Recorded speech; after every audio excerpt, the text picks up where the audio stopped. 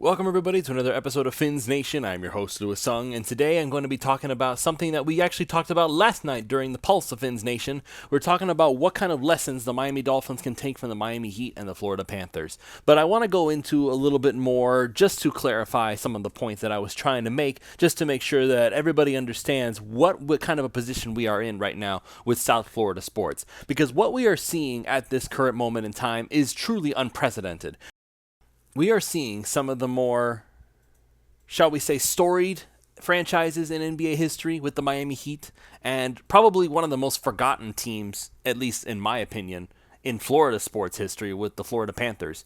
The first thing that comes to my mind when I think of Florida sports is definitely not the Florida Panthers. Heck, even the Miami Marlins come to mind before I think of the Panthers. That might just be me because I'm not a hockey fan, and I haven't been a baseball fan since the last time Jeffrey Loria put up a fire sale, sending all the players of the that the Marlins had already gone ahead and signed. Jose Reyes, Mark Burley, Josh Johnson eventually got the boot too. All the players that I was really enjoying seeing on the team, even if the Marlins themselves weren't successful. I appreciated the effort in paying all these guys, but ultimately they just decided to dump everybody right away, and I stopped being a fan of the Marlins since. Now, from what I can tell, the Marlins are having a really good time right now, but the real story in South Florida sports right now is the Florida Panthers and the Miami Heat.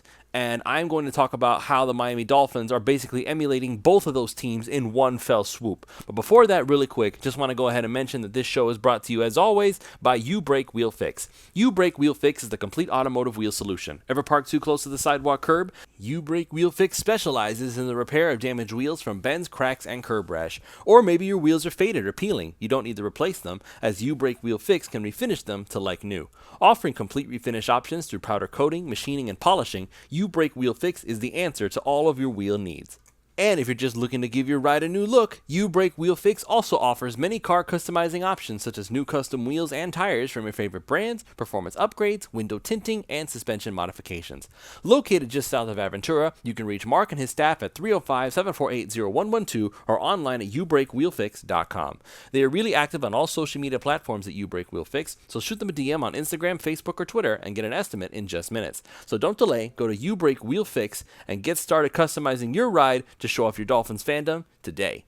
This show is also brought to you by PrizePicks.com. PrizePicks.com is the revolutionary fantasy platform where you can now pick up to 6 different players across professional sports leagues, whether that's the NFL, the NBA, the MLB, one of each. It's up to you to decide. Just choose whether your chosen player will get more or less than their projected stat. They give you free squares, special Taco Tuesday promos, Flex Friday specials where you can get your money back if you lose or multiply the amount of money you can normally win. So with offers like that, it's hard to justify not signing up. So use the promo code FIVE, that's F-I-V-E, and they will match up to $100 on your initial deposit when you sign up. Again, that's promo code FIVE, F-I-V-E. Go to PrizePicks.com, deposit your $100, and let PrizePicks give you $100 of their dollars for you to play with. Get started winning today. Okay, so let's talk about these Miami Heat, these Florida Panthers, and the Miami Dolphins, and how they all kind of make it so that South Florida sports is in the best place that it's been in a very long time. So it's actually funny. I just now finished recording Pulse of Fins Nation with Ron Caniff and Alfredo Arteaga, and Alfredo actually framed it in a perfect way, in my opinion. The way he put it is that if the Miami Dolphins are going to be more like the Miami Heat, then that means that they believe in exactly what it was they were doing last season, and they're just going to essentially run it back. And in some ways, they're doing exactly that. If you really think about it, here's what the Miami Dolphins are running back. Obviously, Tua Tagovailoa, he is still going to be the Miami Dolphins quarterback for at least this year, if not for the foreseeable future. They brought back all of the running backs, so Raheem Mostert is back, Jeff Wilson is back, Savon Ahmed is back. They even brought back Myles Gaskin just as a little extra added bonus. I don't think he'll make it, but that's a different discussion. The same core of wide receivers is still here. So you obviously still have Tyreek Hill and Jalen Waddle. They're both still here. They're both continuing to do what they're doing. They're going to make the defenses on the other side of the field miserable with just how fast and how quick they can get behind them. And there are still more added pieces. Cedric Wilson is still there, but they also added Braxton Berrios and Chosen Anderson. I'll get a little bit into that in just a moment. The offensive line, whether you like it or not, the core is still intact. You still have essentially what we projected last season to be starting. You have Austin Jackson at right tackle probably. You have Robert Hunt at right guard. Center is Connor Williams. Left guard is going to be either Liam Eichenberg or Robert Jones. Either one of them is not the greatest, but it's probably going to be Eichenberg at the end of the day. And, of course, Teron Armstead is your left tackle for as long as he's going to be even semi-healthy. I mean, he played the whole year on a bad toe. I don't think that something minor will keep him out of it now. He wants to play the whole season. I know he does, and I'm really appreciative of that. He's a team captain for a reason.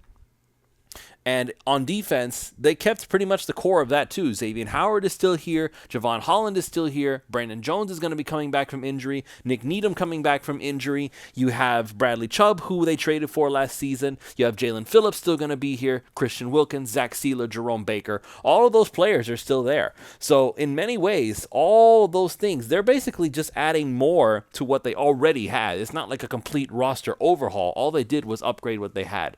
So the philosophy on offense is probably going to be the same. They want to make it so that Tua is going to be able to throw the football. I'm not convinced that Mike McDaniel is just going to suddenly change his entire philosophy and just become a running team by any stretch of the imagination.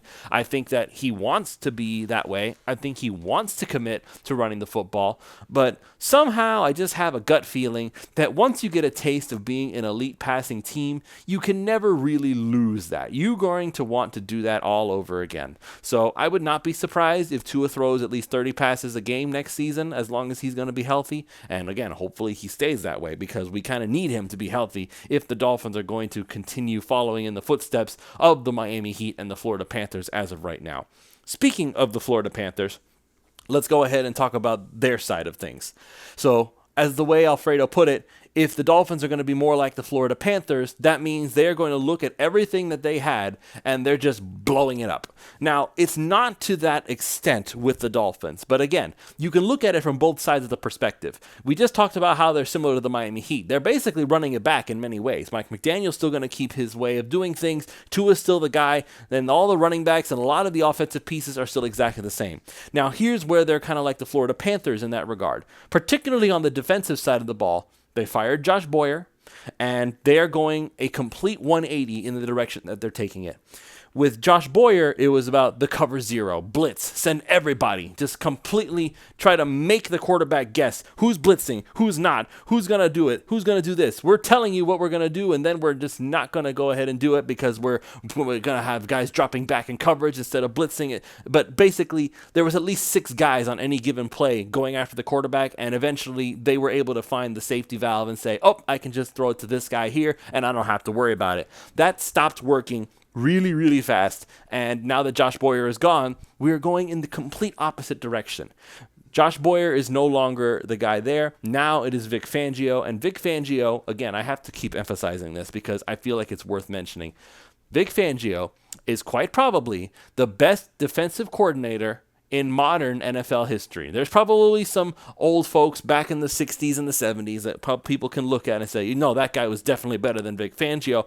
But at least in modern standards, Vic Fangio is the guy. He is the defensive coordinator. Some people might argue, oh, Jim Schwartz was pretty good in his day. Rex Ryan, okay, fine. You can kind of throw some of those guys out there if you really want to haggle with defensive coordinators. But Vic Fangio basically revolutionized the way the NFL does defense. And now he's here coaching for the Miami Dolphins. We were looking at his protege, Sean Desai, before he was hired, and we would have been really happy with that. We got the actual godfather of the defense. And now he's going to be coaching for the Dolphins. So what is it that Vic Fangio is going to be bringing to the table? He's going to be very, I guess you could say, conservative with his blitzing. He's not somebody who's going to be sending 5 or 6 guys on every single play. He may not even send 5 or 6 guys on every other 5 plays. He's going to be very much 4-man rush, and then everybody drop back into coverage, do your thing, make sure that the quarterbacks actually have to process what they're looking at, and they can't just react to a play. They have to actually consider, think about it, look where you're going to be throwing the football, go through your progression, see what you can find. And hopefully by the time all that has happened, somebody like a Jalen Phillips or a Bradley Chubb will have already wrecked the quarterback and forced somebody to get off a target, and then they'll be able to make turnovers that way. So in that perspective, they've completely changed the entire core of that defense. And they did add a lot of really good pieces. Last year, the Dolphins didn't have Byron Jones, so they went ahead and added Jalen Ramsey, who you could argue is an upgrade regardless of whether Byron Jones was healthy or not. Then they go ahead and add David Long Jr., so he's going to be getting a lot of snaps. He's going to be getting a lot of snaps, maybe even more so than Jerome Baker. I don't know that for sure, but just a hunch. And Jerome Baker, as good as he is, if he's your number 2 linebacker, I suddenly have a lot more faith in the linebacker core. So that got changed up real big.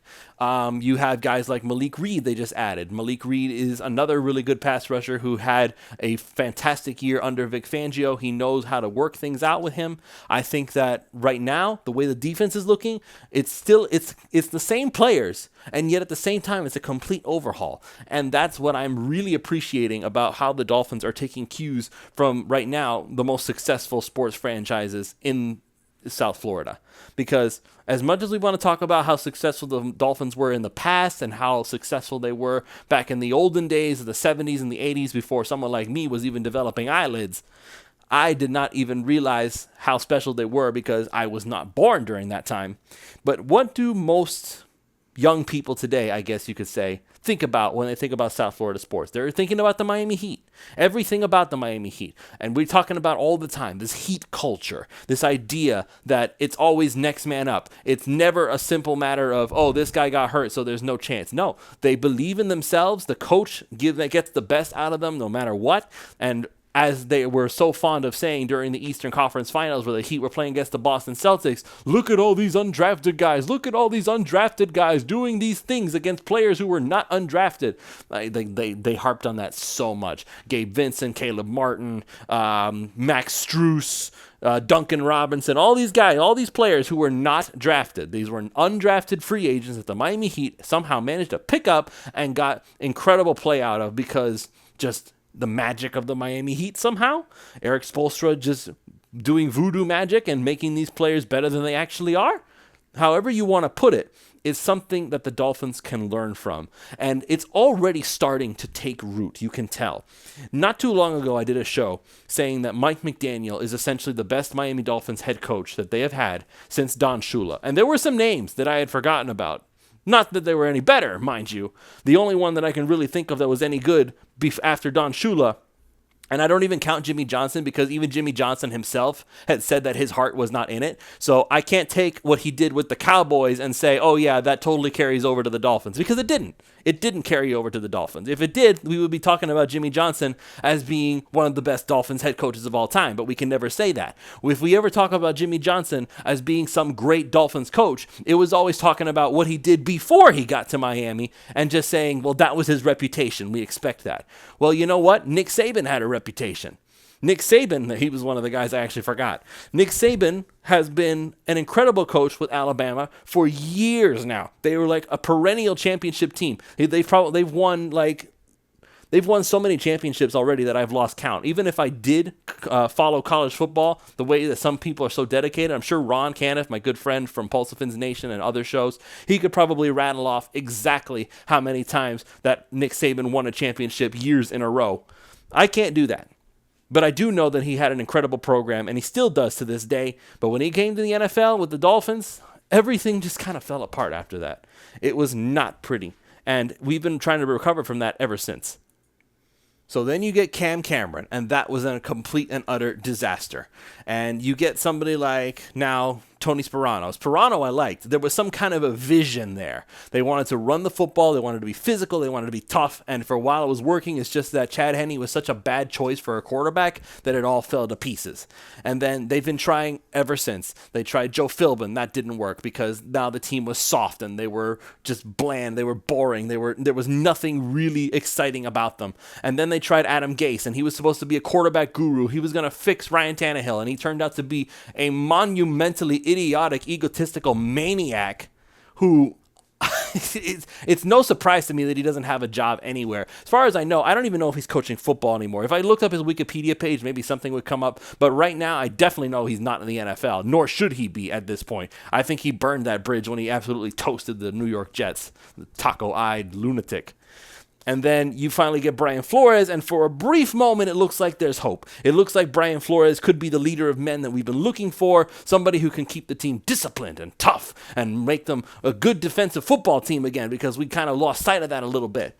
And for a while, it looked like it was working. They had a winning record. They were blowing it up so that they could start over. So that's something that Alf mentioned that the Heat have done, is that when it's time to stop being competitive, they blow it up and they build it right back up again, and they're back to competitive nature.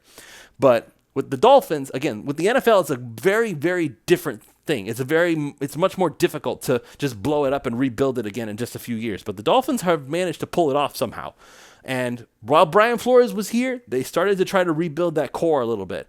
Flores and Tua did not get along, and it showed, and Tua's play even reflected that. As soon as Mike McDaniel gets here, they fired Brian Flores in spite of the fact that he was semi-successful as a head coach, but the Deshaun Watson drama, the whole arguing with the owner thing, which seems to be very common with both Gase and Flores, it didn't work out.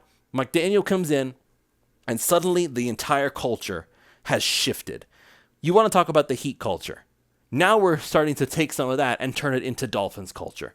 And Mike McDaniel is at the forefront of that. As much as we want to credit Chris Greer for creating the roster and getting all these superstar players in, it helps a lot that a lot of players are looking at what Mike McDaniel is building with the Miami Dolphins and is saying, you know what, I want to be a part of that. Jalen Ramsey himself, he said it, I want to go to Miami. Why did he want to go to Miami? Did he desperately just want to play with Vic Fangio? Maybe he wanted to play with Fangio because he figures Fangio will get the most out of him. That's something to definitely consider.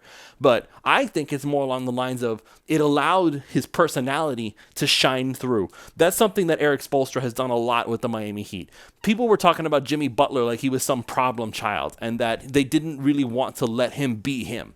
That doesn't happen in Miami. And that's what's helping Jimmy Butler potentially be one of the franchise's best players, right up there with the likes of Dwayne Wade, Alonzo Mourning. You know, Udonis Haslem is going to go up on the rafters once he finally retires. This is literally his last season.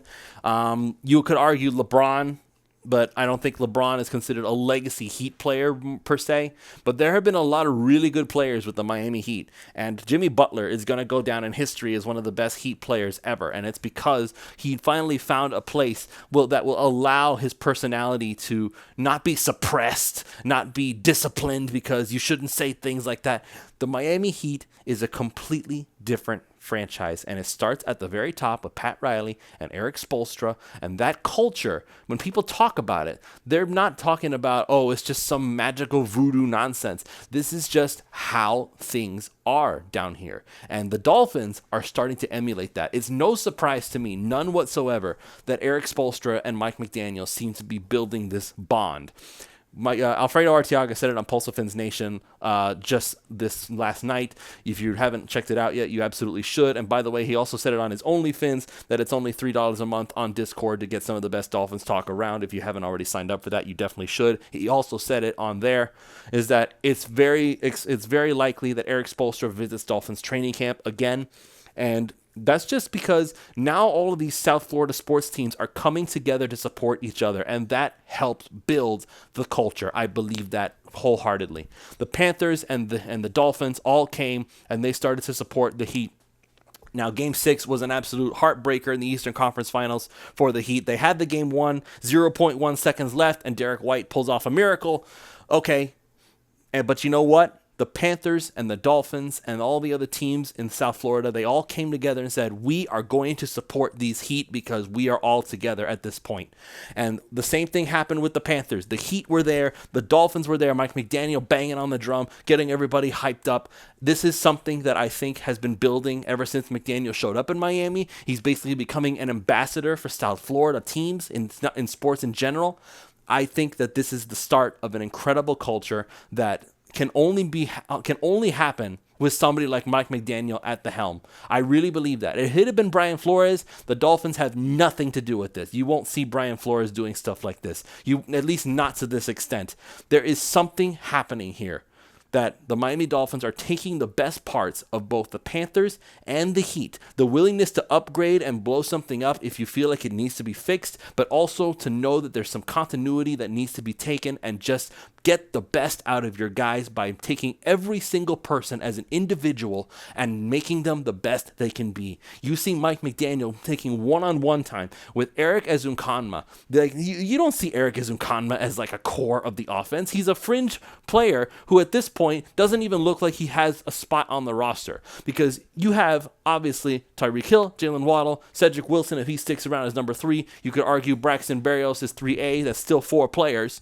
And then if Chosen Anderson turns out to be good enough, he's going to be number 5. Where does Spoelstra fit? Does he even fit? What about River Craycraft? Are we just going to ignore him? He stepped up big time last season. He may make the practice squad. Spoelstra might make the practice squad. But McDaniel still takes time out of his day to take every single player aside and say, this is what I envision for you. This is what I can do with you. I want to make you the best you that you can be. Not every coach is willing to do that.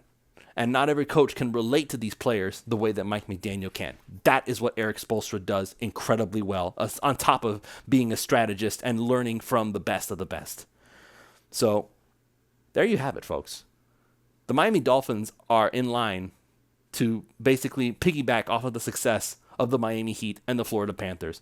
And I am hoping that when push comes to shove and the Dolphins find themselves in the playoff hunt and maybe even making the playoffs, that those same Miami Heat and Florida Panthers will remember what the Dolphins did for them and come out and support them and give their voices to making the Dolphins great again. So that's going to be it for this show. Thank you all so much for listening. If you haven't already done so, make sure you're checking out You Break Wheel Fix. You can reach out to Mark and his staff at 305-748-0112 or go online to youbreakwheelfix.com to get an estimate in just minutes if you need to get your wheels fixed or if you just want to give your ride a new Dolphinsified look. And of course, go to PrizePicks.com, use the promo code 5, that's FIVE, and they will match up to $100 on your initial deposit when you sign up. So go to PrizePicks right now and get started winning today. We will see you all tomorrow for another episode of Fins Nation.